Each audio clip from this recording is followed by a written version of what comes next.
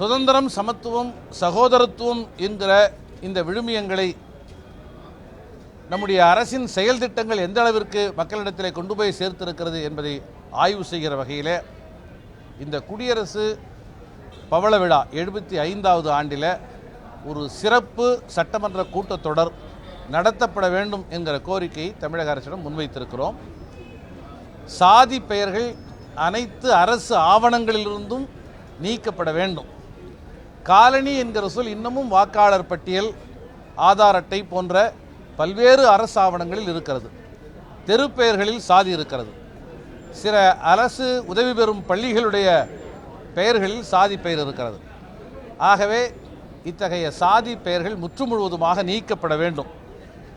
100 நாள் வேலை திட்டம் நடைபெறுகிற போது கிளஸ்டர் என்று கிராமத்தை பிரித்து அந்த 100 நாள் வேலை திட்டம் நடைமுறைப்படுத்தப்படுகிறது.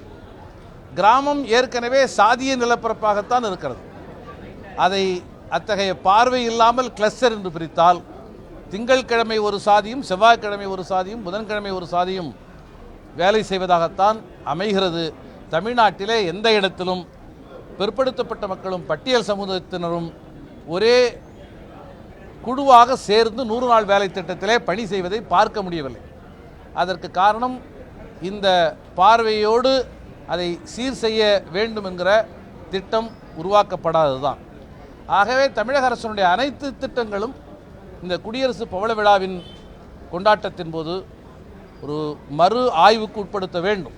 ஒன்றிய அரசு மிக மோசமான நிதி நெருக்கடியை தமிழ்நாட்டின் மீது திணிக்கிறது. இதை யாரும் மறுப்பதற்கில்லை.